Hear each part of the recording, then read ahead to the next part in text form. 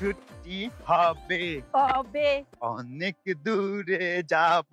যাব নীল আকাশে সবুজ ঘাসে খুশিতে হারাবো একদিন ছুটি হবে কোন অসুবিধা আছে ফুট আমার কোনো অসুবিধা আমারও তো কোনো অসুবিধা নাই গা নেই জায়গা তেলে লজা সবুজ ঘাসে খুশিতে হারাবো একদিন ছুটি হবে কিরে বেকুল কই যাস? এই তোর সাবাস কত্তানি হ্যাঁ আমার সামনে তুই আমার পুত্রে ব্যাককল কর কোন সাবাস আসসালামু আলাইকুম হালাম্মা। ওয়ালাইকুম সালাম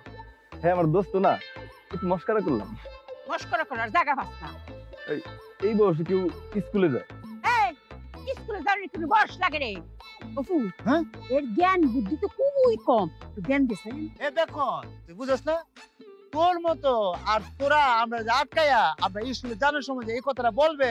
এটা আমি আর মা আলোচনা করে আগে বাইঙ্গেল ইসলাম এটা আমরা জানতাম যে এই বয়সে স্কুলে যাইতেছ এই বয়সে শিক্ষার বয়স এই বয়সে কেউ স্কুলে যায় এটা তোরা বলবে আমরা জানতাম না গো মা এটা আমরা আগেই জানতাম আমরা আগেই জানতাম তোর কি কোনো অসুবিধা আছে আমার কোনো অসুবিধা নাই আমারও তো কোনো অসুবিধা নাই গা পুত্রে হ্যাঁ এই যে শিক্ষার আলো দিয়ে আমরা কি পারবাম গ্যারাম রে আলোকিত করে পারবো না আলোকিত মানে কি তা জালাল বাবুরা শিক্ষা দিয়া শুধু তো গ্যারাম না হ্যাঁ। দেশ কানেক্ট করে আলোকিত করে পারবো হ্যাঁ বুঝাস এটা বুঝাস আমরা রে হ্যাঁ মনে হয় এটা বুঝি না আমরা টাইবে আর কোন শক্তি শক্তি কইতাছি কেন মা অপশক্তি কইতা ও কোন অপশক্তি আমরা টাইতে পারবে না শিক্ষার আলো থেকে স্কুলের ঘন্টা তো দিয়ে আসবো লজাই শিক্ষার আলো ঘরে ঘরে জালো শিক্ষার আলো ঘরে ঘরে জালো